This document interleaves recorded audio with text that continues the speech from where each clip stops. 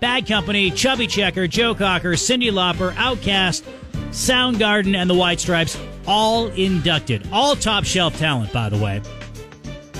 Warren Zevon, who I had long said should be in the Rock and Roll Hall of Fame, was included as a musical influence, but not actually in the Rock and Roll Hall of Fame. That is why 1.5 boxes were checked off this weekend. Could have been 2, because Joe Cocker deserved to be in for decades. Wish he could have been in while he was alive. Same with Warren Zevon. There were some really great performances. For example, Bad Company, they had a ton of drama, and I can understand that. Paul Rogers was the singer. I mean, he's the main singer of Bad Company. He sings all the songs that we play. But for a number of years, they had another singer, Ryan Howe, and they were very successful in that run, too. I like a lot of those songs, but he was not even recognized as a inducted member to the Rock and Roll Hall of Fame, which I thought was kind of a snub. He and that lineup of Bad Company sold millions of records. They were hugely successful, and I would argue they kept the Bad Company name going for a long time.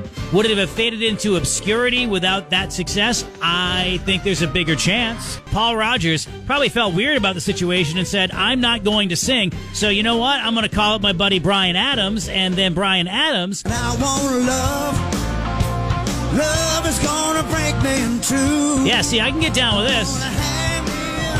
Bryan Adams singing Bad Company's Can't Get Enough of Your Love. It was good stuff. And to come back to the Warren Zevon thing, one of my favorite bands of the last 20 years, Killers. I thought this was really good, right? Come on, do it. Huh! There we go.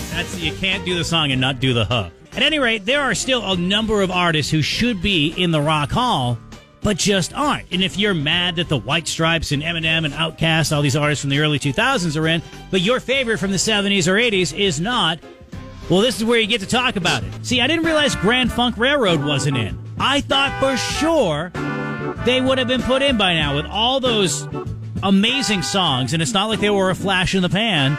I mean, they had like 15 gold records in a row. But 324, Grand Funk Railroad. I get that. 749, Loverboy and Rick Springfield. Obviously a fan of early 80s music. And, yeah, those might be a little fringe. But, I mean, if you love it and it influenced you, I get it. That's your vote. Jethro Tull, Corey checked in with that one. 807 said Nazareth. I haven't thought of Nazareth in quite some time outside of their version of Love Hurts and Hair of the Dog. I remember they were supposed to come. Did they ever come to Sanford? Remember when they had the Falls back in the late 90s? I vaguely remember Nazareth either showing up or at least booking a show and then not being able to get here for whatever reason. Visas, sickness, I don't know. But that memory just jumped out at me. We played some audio with Bryan Adams, and 831's like, why isn't Bryan Adams in the Rock and Roll Hall of Fame? I'm thinking, that's a great question. York County's morning show.